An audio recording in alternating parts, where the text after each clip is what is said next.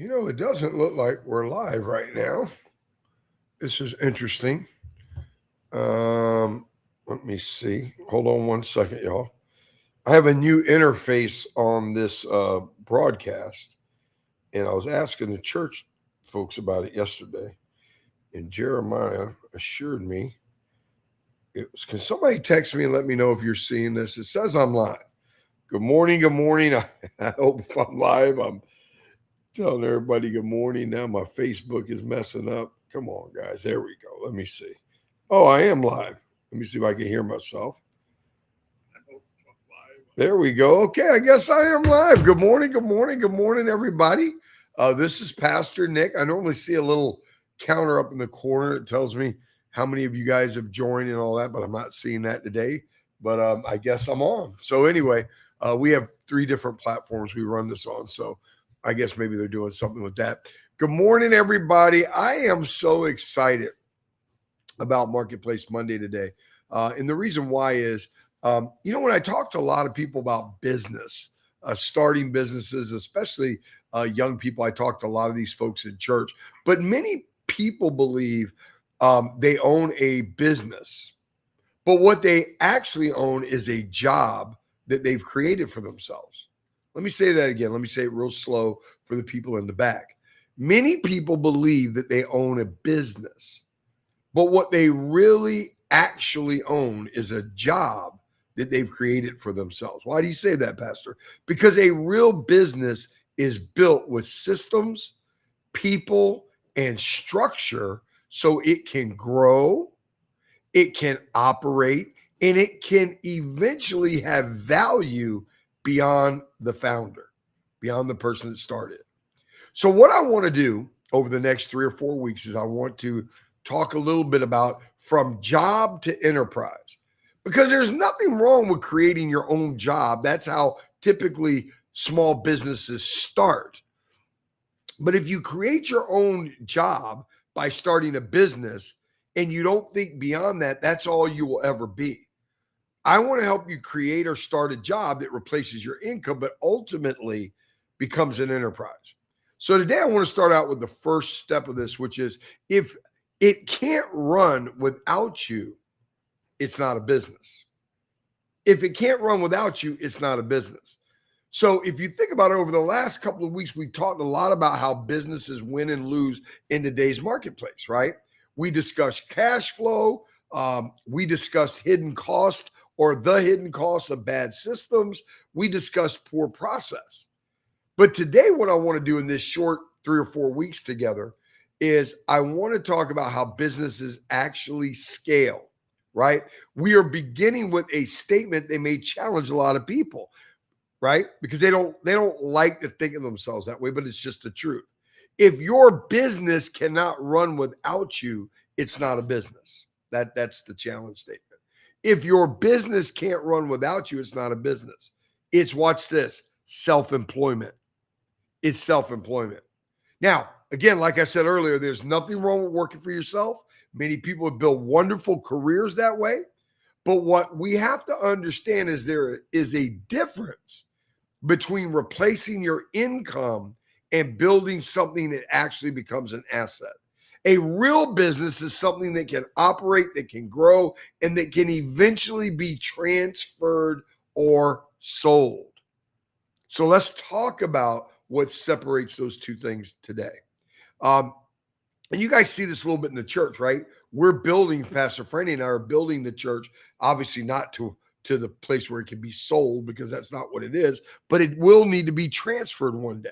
It will need to, or we're building in such ways as we expand into our additional life centers, we have operations, we have systems, we have structure in place that allows it to grow. That's always been part of our master plan of what God has given us, right? Because that's ultimately what we want to do. If we could start somebody else off in ministry that comes up through the ministry at a much better place than we were, think about how much further they could take the vision, right?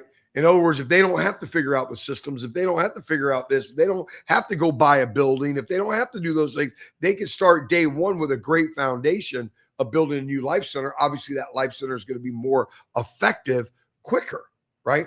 And a lot of people don't understand that about the church, why we are taking our time, because we're taking our time to build the model, but then it will scale quickly, right? So write this down. When you look at the difference between a business and an enterprise, write down this, point number one: self-employment versus enterprise. Self-employment versus enterprise. Self-employment depends entirely on the owner. You're the operator, you're the salesperson, you're the problem solver, right? If you stop working, income stops. A true enterprise works differently. What do you mean, Pastor? The business runs through systems, the business runs through structure, and not just personal effort. Many small businesses remain dependent on the founder. Research often refers us or reference to us by the U.S. Small Business Administration shows that owner dependency is one of the biggest barriers to long-term growth and long-term stability, right? Write this down. If you cannot step away for 30 days and a business still functions, the business doesn't belong to you. Let me say that again. If you can't step away from the business for 30 days and the business still function, the business doesn't belong to you. Watch this. The business owns you. The business owns you. You are a slave to that business. Okay? Let me tell you, it felt so good when my wife and I got home on Saturday. Our leadership, Lakeisha, Aaron, Leroy, Dean, Donnie, Harry. I mean, just all of our lead, Tarshila. I mean, praise and worship, ministry of help, setting everything up, the teachers teaching, ushers, everything just working perfect while we were away. And then to get back and feel so much love and appreciation, it was just a great thing. My wife, she could tell you, it was a great feeling to know that, number one, we're that loved, but even more important than we're that loved, the things that we have worked hard to instill and put into the church, we saw it in full effect. Man, this church can run without, if we went home to be with the Lord tomorrow, I have full confidence Life Transforming Ministries will continue and will grow and will flourish. That's where you want to be with your business. Point number two, businesses must be built to be transferable. A real business creates value beyond the founder. A real business creates value. Now, there's level, stages, and seasons of this too, guys. So when you're starting out, if you're just starting a business, you are going to be the straw that stirs the drink. And that's okay. I'm not telling you there's anything wrong with that. Listen to what Pastor's saying. What I'm telling you is be mindful of putting the things in place to ultimately make sure it can survive on its own, right? A real business that creates value beyond the founder, where does that value come from? It comes from things like documented systems. It comes from things like repeatable processes. It comes from things like trained up leadership. It comes from things like predictable revenue. These are the things that you need to infuse into any business. Start from day one documenting systems. It's going to change. It's going to evolve. It's going to mature. Start from day one writing SOPs for everything you do. Put in repeatable processes. Train your people. Spend money training your people. And learn how to shape your revenue to being predictable. What's a good example of that, Pastor? If you have I think Andy said she started a daycare. If I had a daycare, I would offer a discount for people that sign up for a year. I would offer a discount for people that put their monthly payment for their child care on automatic debit. Things that are repeatable. Things that don't take you looking over them every day to make sure they're being done. Companies that scale successfully rely on structure, rely on operating models rather than founder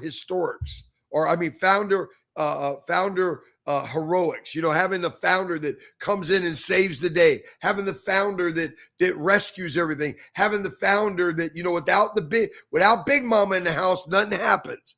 That's not a good thing. Without Big Daddy in the house, nothing happens. That's not a good thing. I do a lot for my family, but guess what, man? The last several years, I've been training my wife. My wife, man, does everything now. She wants to learn to do everything. Why? Because one day one of us are not, the chances of us going together are highly unlikely. So I want my wife to be able to do everything that I can do.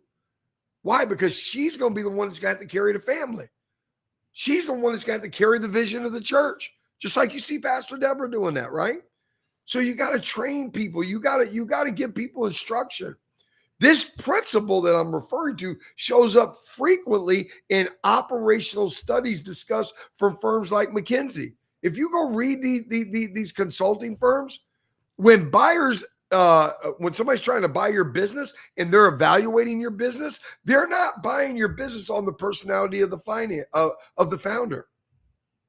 They're not going to buy your business on how pretty you smile. They're not going to buy your business on how educated you are. They're not going to buy your business on how wonderful you are. Why? Because you're not going to be there. You are selling the business. They are buying the machine. They are buying the process. They are buying the results. Write that down. They are buying the machine. They are buying the process. They are buying the results. Write this down and never, ever forget it. A job creates income. A business creates equity. A job creates income. A business creates equity. Point number 3. And let me tell you something. My wife told me the other day, she says, Nick, you talk kind of fast. You got to slow down and let them get the information. I hope all of you know. All you have to do is go to ltmorlando.org / or just LTM Orlando and go to messages. You can watch this as many times as you want while you're on our website. You can click on view. You can share it with a friend. You can text it to a friend. You can email it to a friend. Okay? So I want to let y'all know that. Point number 3 and last one for today. Systems create freedom. Systems create freedom. And the funny part is most people start a business because they say they want more freedom. But without systems, freedom evaporates. As a matter of fact, you get a lot more. Without systems, instead of getting freedom, you get longer hours. Without systems and without a plan in place for this business to become transferable and work on its own, you get more pressure. You get constant firefighting, right? Every decision has to run through you. Well, guess what? Systems change that. Systems allow you to work. Systems allow you to delegate. Systems allow you to measure. Systems allow you to improve, delegate, measure, improve. Those are the things you should be working for. Not make $1 million. Learn to delegate, learn to measure, learn to improve, and you'll get to the million and more. The goal is not simply to own the work. The goal is to build something that works even when you are not there. Are you listening to me? The goal is to build something that works even when, that's what I love about stocks, bonds, and precious metals. They're working while I'm sleeping, right? So as I close today, here's what I want you to do. Here's the question that I want you to ask yourself this week.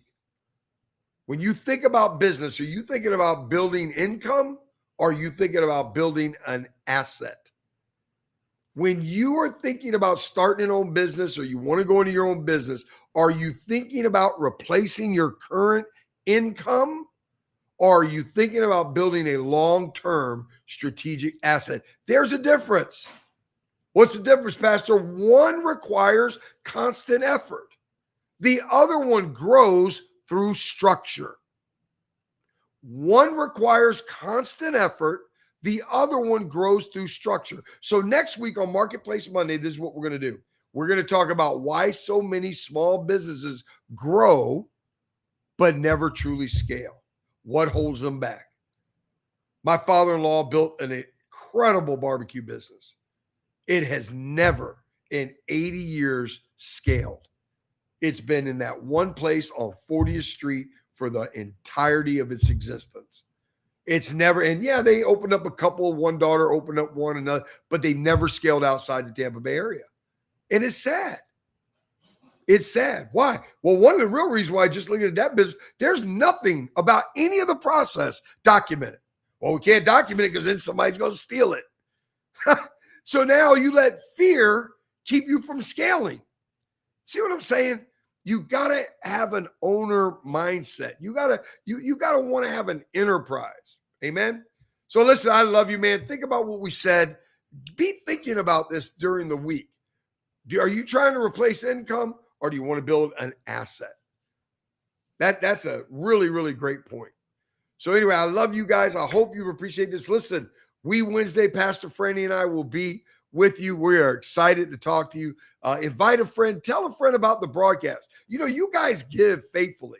You know, every Friday, every financial Friday, you guys give. Go to the website, ltmorlando.org. Go to our website, and on our website, you can find the message. And right where the message is, you just click the little link, and you literally can text it to somebody. Send it to somebody. Hey, man, I heard this today. I thought it might benefit you. It's 15 minutes. Give it a quick listen. That's how you can help us scale what we're doing here. Amen. I love you. I love you. I love you. Until Wednesday, Pastor Nick saying, enjoy life.